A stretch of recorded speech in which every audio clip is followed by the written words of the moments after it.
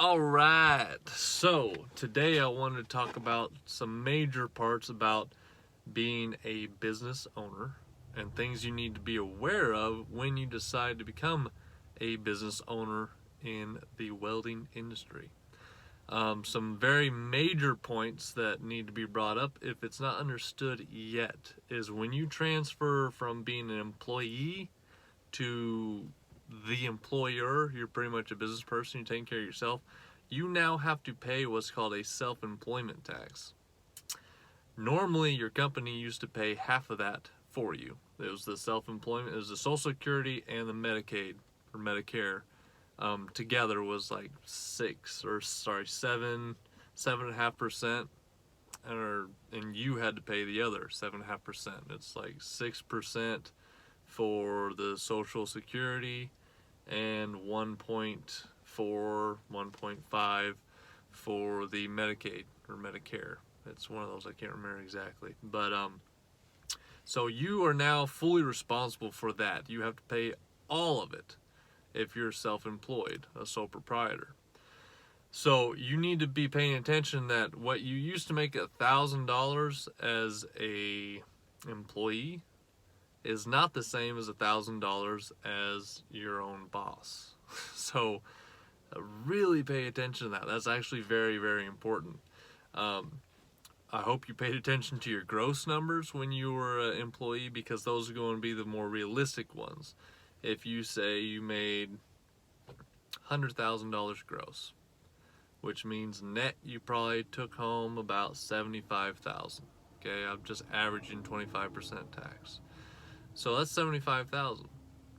So if you think you can make $75,000 and replace your job, that's not true, because you gotta think your income is going to actually be the gross. So if you make $75,000 but you haven't paid taxes on it yet, because before your company used to pay it all for you, and so now you're going all year paying no taxes.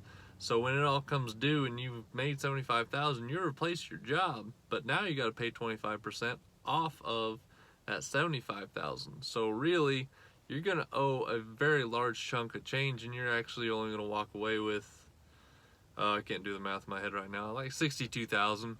I think 25% of 75. So about $62,000 is what you're going to take home. You don't actually take home the, or maybe it's less than that, maybe about like 58,000. You don't take home the whole 75. So you need to be shooting for the gross numbers you used to make, not the net numbers.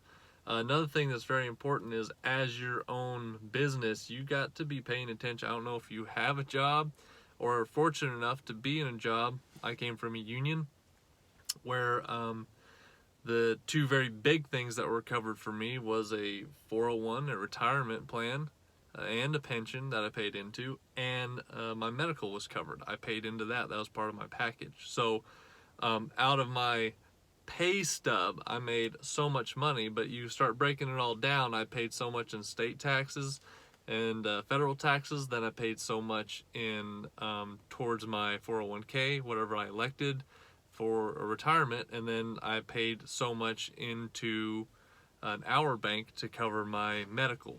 So now when you're on your own, you are needing to think long term. Don't think short term. Please don't do that. It's going to bite you in the long run, especially if you are very successful and you aren't like 90% of most businesses that fail after the first 2 years. If you make it 10 years or more, you don't want to get to the point where you're not able to do this work anymore, or don't want to do this work anymore. It's a very tough trade.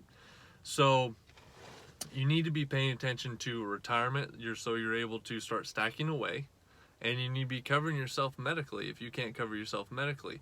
These are all very important things. You got to make sure you cover your taxes, you cover yourself for retirement so you have something to retire on, and that you're covered medically if anything happens to you. If you can't afford those three things and being out on your own, then I would probably have to suggest that you can't afford to be running a business full-time without your W-2 wage. Keep it. Hang on to it. It's a recurring thing that I talk about a lot. You guys are probably starting to understand, is make sure you can cover all of your expenses before you make the leap. There's so much more involved than just, you know, getting jobs, making money, and covering, you know, your consumables and the tools it took you to, you know, obviously do the job. You need to be still maintaining your lifestyle and building a business and preparing for things that might happen that you were not prepared for. That's what insurance is for, medical insurance and vehicle insurance. And then obviously your future, long term. Every day that you're not putting into something today is just compound interest you guys are losing out on in the long term. So I really just say, you know, it maybe the first year or two you can go without the retirement. I would still advise medical coverage. That it's a very important one. Had a very tragic medical thing come up with me and my family. Just this last year, luckily, my wife told me that we needed coverage, and I was like, oh, it's going to cost money, but I did it, and luckily it was covered. It was a rather major thing. So that one I would suggest, please make sure you can afford that and you do cover it for yourself. It's going to be very important. You can't plan for everything. There might be some time where something happens, you break your leg or whatever it is. So be planned. Always be planning, always be looking ahead, and just be aware of the expenses and the costs when you decide to become your own boss. It sounds great and it sounds exciting, and it really is great. It's an awesome experience, but I'm going to totally steal this off Spider-Man. With great power comes great responsibility. And it's true. The reason why you have the freedoms and the fun that you do being your own boss is because you've now taken on all the responsibility of being the boss of yourself. So you now have to take 100% responsibility for everything that's going on in your life, in taxes that are owed, in your future, and in anything medically that will come up for you, because it always does. Anyways, those are just 3 things that I really wanted to bring up that are expenses that most people don't actually take into account that might be very important for you to consider before making the leap on becoming your own mobile welder or starting a welding business of any kind.